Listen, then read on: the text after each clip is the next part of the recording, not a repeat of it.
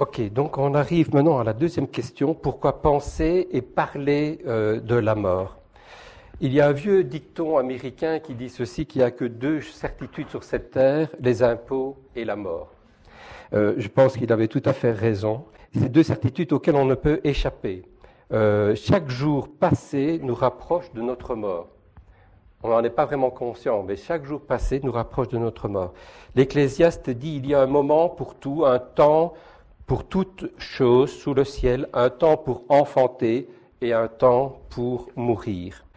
Donc la certitude qu'on a, c'est qu'on va tous mourir un jour ou l'autre, mais on est tous égaux aussi devant la mort. Tu l'as dit tout à l'heure, qu'on soit roi, qu'on soit mendiant, qu'on soit la star de football la plus connue, ou qu'on soit la plus belle femme d'Europe, on terminera tous morts. On mourra tous un jour ou l'autre.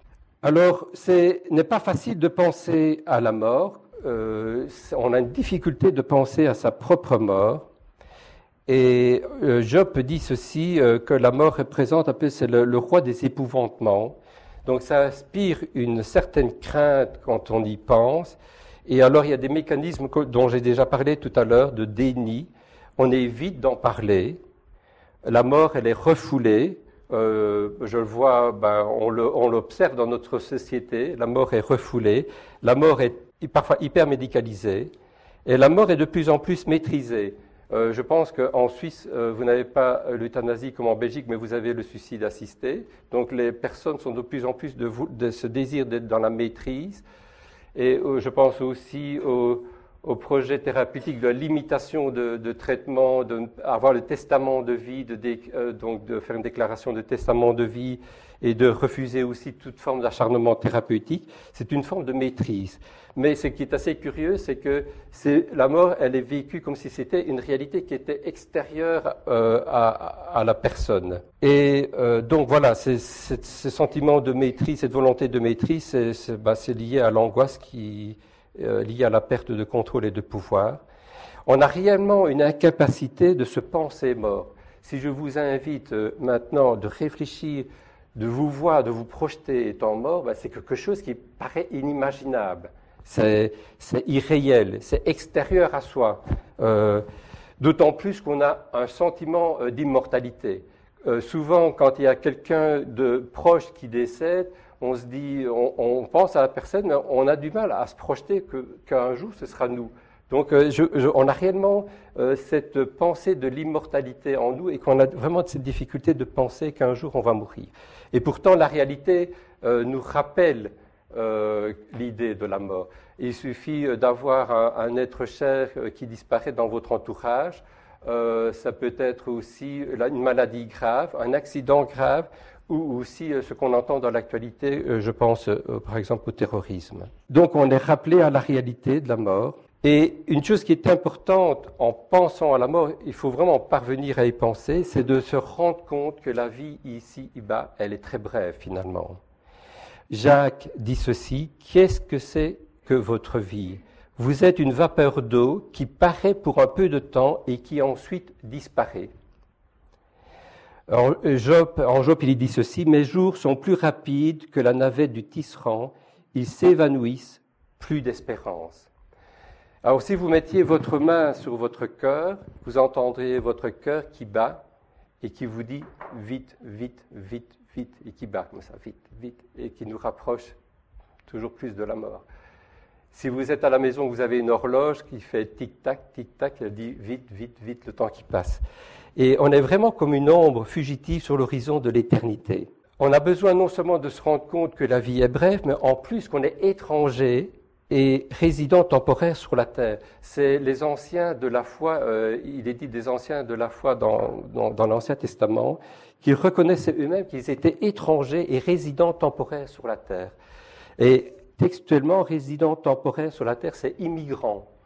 On devrait avoir cette dimension qu'on est immigrant ici sur cette terre. Et pourtant, on oublie qu'on est de passage sur cette terre.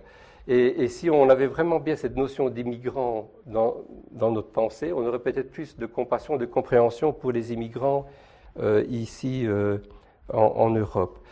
Donc voilà, petite réflexion, une petite parenthèse. Alors, que faire face à la brièveté de notre vie? J'avais pensé à deux attitudes qu'il faut rechercher. C'est rechercher d'abord l'humilité. En psaume 39, « Éternel, fais-moi connaître ma fin. Quelle est la mesure de mes jours? Je reconnaîtrai combien je suis fragile. » Donc c'est David qui demande à l'Éternel de lui faire connaître sa fin, et il reconnaîtra combien il est fragile. On a besoin réellement, jour après jour, de reconnaître qu'on est fragile, qu'on est finalement peu de choses. Et le fait de se reconnaître fragile, ça devrait inspirer de l'humilité, n'est-ce pas, en principe. Jacques dit ceci, « Vous ne savez pas ce que votre vie sera demain. Vous devriez dire au contraire, si le Seigneur le veut, nous vivrons et nous ferons ceci ou cela. » Donc toujours garder en tête que finalement on n'est pas maître de notre lendemain. Dieu peut nous reprendre la vie. Et j'avais pensé à cette parabole que Jésus donne du riche insensé qui avait fait une récolte merveilleuse, extraordinaire, qui était déjà riche, et ses greniers n'étaient pas assez grands. Il s'est dit en son âme, mais qu'est-ce que je vais faire? Je vais détruire les greniers, je vais en construire de nouveaux, et je pourrais me dire comme ça, mange et bois, sois en paix et sois tranquille. Et puis alors l'Éternel lui dit ceci, insensé, cette nuit même, ton âme te sera redemandée. Et donc on a vraiment besoin de rechercher l'humilité. En fait, ici c'est l'humilité et aussi la sagesse, de ne pas être comme ce riche insensé. Éphésiens, Paul dit aux Éphésiens, veillez donc avec soin sur votre conduite, non comme des fous, mais comme des sages, rachetez le temps, car les jours sont mauvais. C'est pourquoi ne soyez pas sans intelligence, mais comprenez quelle est la volonté du Seigneur.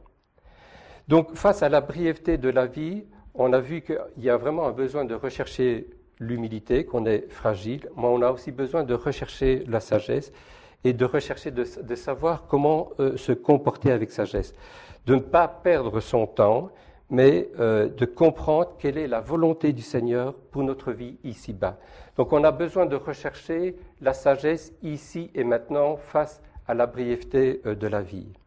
En plus, on a besoin de rechercher une sagesse qui est non seulement utile pour ici-bas et maintenant, mais aussi une sagesse qui est utile pour l'éternité.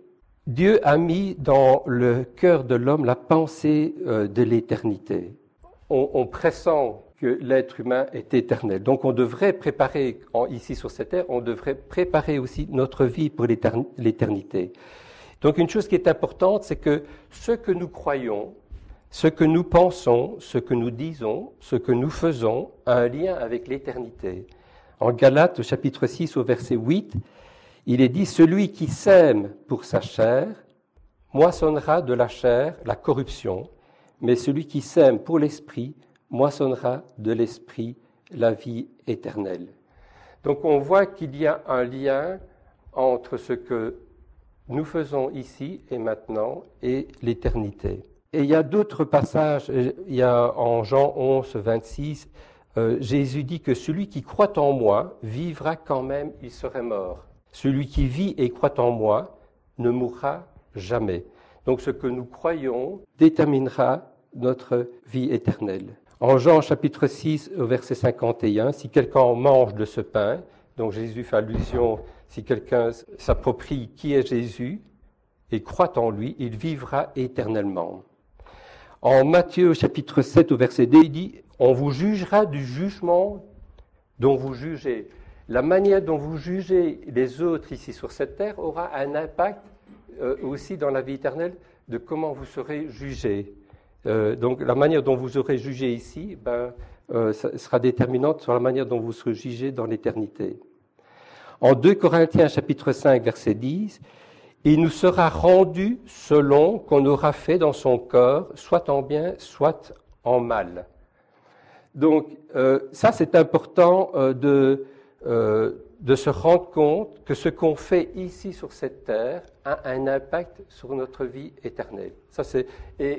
L'être humain n'y pense pas spontanément. Mais donc c'est important face à la brièveté de la vie de réfléchir, de savoir comment se comporter ici et maintenant, qu'est-ce qui est bon et agréable devant Dieu, mais aussi d'avoir cette sagesse qui prépare notre éternité. Donc, conclusion, face à l'importance de penser et de parler de la mort, l'importance, donc, c'est de se rendre compte de la brièveté de la vie, et c'est de prendre conscience, donc, de la brièveté de la vie, et de développer de l'humilité. Et deuxièmement, de chercher la sagesse de Dieu, quelle est sa volonté pour maintenant et l'éternité. Père, nous oublions de compter nos jours et de nous rendre compte que nous sommes de passage sur cette terre. Donne-nous alors la sagesse d'appliquer nos cœurs à ce qui est bon, agréable et parfait à tes yeux.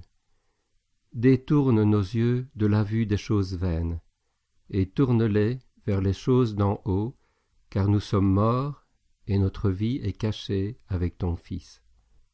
Fais-nous prendre conscience de notre fragilité, pour avoir un cœur humble, qui se repose davantage sur ta force, et prépare-nous à l'éternité en ta présence. Merci Père.